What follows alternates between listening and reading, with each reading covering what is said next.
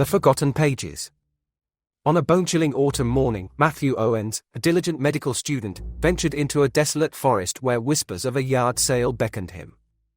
The air itself seemed to carry a foreboding presence, but an unexplainable force drew him towards an old oak table, adorned with an assortment of forgotten items. Amidst the trinkets and knickknacks, a peculiar, weathered journal caught his eye. The journal exuded an aura of darkness, its leather cover worn and tainted by time. Intricate symbols adorned its pages, seeming to shift and writhe with an otherworldly energy. A shiver ran down Matthew's spine as he reached out to touch it, the chill of ancient secrets coursing through his veins.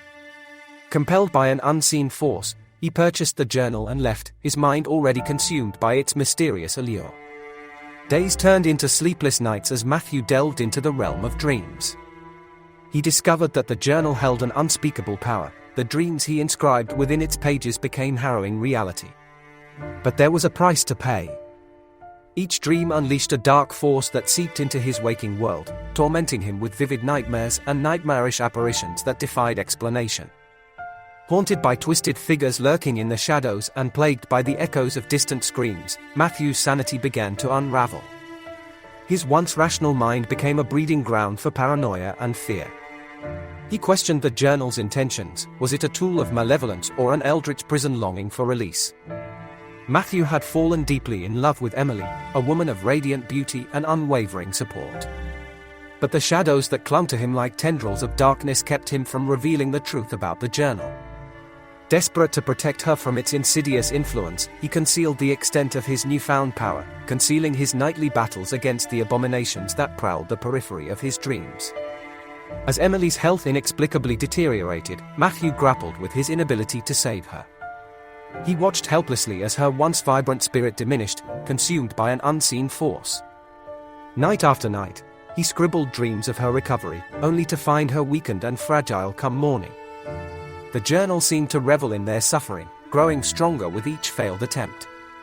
The specter of tragedy loomed over Matthew's life, as his beloved dog Max perished under mysterious circumstances. In his dreams, he witnessed Max's agonizing demise repeatedly, each time more vivid and horrifying than the last. The journal reveled in this sorrow, feasting on the raw emotions that spilled from Matthew's shattered heart. With a shattered soul and unyielding determination, Matthew resolved to end the journal's reign of terror. He attempted to destroy it in countless ways, resorting to fire, acid, and even a sledgehammer. But the journal proved indestructible, mocking his futile attempts with its wicked resilience. It seemed to whisper in his ear, taunting him with its unholy power. In his darkest hour, Matthew's path intertwined with that of a mysterious old man named Samuel, who claimed to have once possessed the journal. Samuel's piercing eyes held secrets untold, and his weathered face bore the weight of unspeakable knowledge. He understood the true nature of the journal and the horrors it unleashed. Samuel shared his own harrowing tale, recounting his descent into madness and the irreversible consequences of wielding the journal's power. He warned Matthew of the journal's insidious nature, of its hunger for souls and its relentless pursuit of chaos. Together, they formed an unlikely alliance, bound by a shared desire to confront the malevolence that gripped their lives. Samuel, a tortured soul marked by his past encounter with the journal, unraveled the enigmatic origins of the cursed artifact. He revealed that the journal was the creation of a deranged occultist who had delved too deeply into forbidden realms. The sinister rites used to imbue the journal with power had attracted the attention of a malevolent entity, forever binding it to a cycle of darkness and suffering. Driven by guilt and a desperate need for redemption, Samuel divulged a secret, his own connection to the journal's curse. He had tried to destroy it, but failed, paying a heavy price for his defiance. His family, one by one, had fallen victim to the journal's wrath, their dreams turned into nightmares, and their lives consumed by tragedy. Part 7, The Lost Child. Amidst the chaos, Matthew's path intertwined with that of a young girl named Lily, who possessed a hauntingly familiar innocence. She, too, was tormented by the darkness, her dreams tainted by a malignant force that devoured her hopes and happiness. Matthew saw a reflection of his own torment within her, and they formed an unbreakable bond as they fought side by side against their shared adversary. One fateful night, Matthew dreamed of a future where Lily triumphed over her affliction. Her laughter filled the air as she danced, free from the clutches of darkness. But as morning broke, he realized with dread that he had forgotten to inscribe the dream within the journal's pages. The hope that could have saved Lily slipped through his fingers like smoke, leaving only despair in its wake. Part 8, The Journal's Wrath. The journal, enraged by Matthew's defiance, retaliated with a vengeance. Its pages morphed and twisted, revealing a prophecy of Matthew's demise, a macabre fate that awaited him if he dared to defy its will any longer. It summoned an army of phantoms from the realm of nightmares, shadows that materialized in the waking world, hungering for Matthew's soul. Terror gripped Matthew's heart as the boundary between dreams and reality dissolved entirely. The nightmares bled into his waking hours, their haunting presence consuming every facet of his existence. Every corner became a hunting ground, every whisper a harbinger of his impending doom. Part 9, A Descent into Madness. Matthew's mind, shattered and frayed, teetered on the precipice of insanity. He was caught in a maelstrom of fear, struggling to distinguish between dreams and reality. Sleep became a treacherous realm of torment, where nightmarish creatures and his own twisted psyche converged in a never-ending dance of malevolence. Driven to the brink, Matthew embarked on a perilous journey deep into the heart of the journal's origin, a forsaken asylum buried within the bowels of a decaying city. Here, he hoped to find the key to breaking free from the journal's grasp, but the asylum held its own unspeakable horrors, deranged spirits, tormented souls, and an eldritch power that defied comprehension. Part 10, The Shattered Reflections. Within the asylum's derelict walls, Matthew encountered apparitions of his loved ones, Emily, Max, and Lily, all twisted and distorted by the journal's influence. They pleaded with him, their voices laced with anguish, their bodies distorted by an unseen force. They begged for release, for an end to their eternal suffering. Haunted by their torment, Matthew made a grim realization: the journal had become a vessel for trapped souls, its insidious power growing with each life it claimed. He resolved to free them, even if it meant sacrificing himself in the process. Part 11, The Final Confrontation. In the heart of the asylum, Matthew faced the ultimate test. The journal, a conduit of unfathomable evil, taunted him with promises of power and whispered dark secrets. It revealed its true form, a grotesque entity of writhing shadows and malevolent whispers.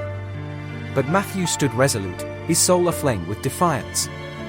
With every ounce of strength he possessed, Matthew unleashed a storm of words, inscribing dreams of liberation, salvation, and light. The journal fought back, its pages contorting and pulsating with fury, but Matthew refused to yield. He poured his heart and soul into each word, determined to shatter the journal's grip on reality. Part 12, The Final Revelation. As the final words were etched upon the journal's pages, a cataclysmic surge of energy erupted, enveloping Matthew and the abomination before him. The very fabric of existence quaked as the journal's power was torn asunder, fragmenting into 1,000 pieces that dispersed into the ether. In the wake of the chaos, silence reigned. The asylum crumbled, its tormented spirits finally finding solace in the release of their eternal chains. Matthew emerged, battered and scarred, but victorious. He had vanquished the journal's reign of terror, reclaiming his own destiny. Part 13, The Lingering Shadows. But the remnants of the journal's power still lingered, etched into Matthew's psyche. Dreams continued to haunt him, a constant reminder of the darkness he had battled. He bore the weight of his experiences, forever marked by the horrors he had faced. Haunted yet resilient, Matthew embarked on a new journey, one of healing and redemption. He dedicated himself to helping others plagued by their own nightmares, using his own shattered past as a beacon of hope. He walked the thin line between the realms of dreams and reality, seeking to mend what was broken and protect those who faced the darkness within. Part 14, The Echoes of the Damned. But even in his new purpose, echoes of the journal's malevolence persisted. Matthew found himself inexplicably drawn to those who had encountered its curse, offering solace and guidance to others ensnared by its grasp. Together, they formed a clandestine group, united by their shared experiences, striving to prevent the journal's resurgence and protect the world from its insidious power. Part 15, The Enigma of Samuel.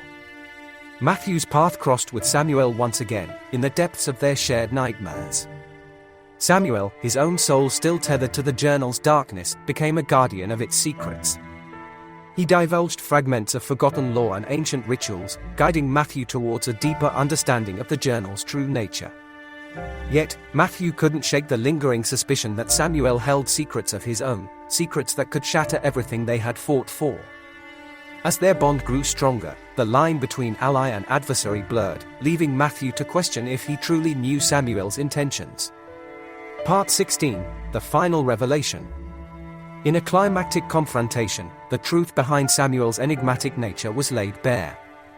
He confessed that he had once been consumed by the journal's power, that he had been driven to madness by its insidious influence. Samuel's family had suffered the consequences of his folly, falling victim to the darkness that stemmed from his encounter with the journal.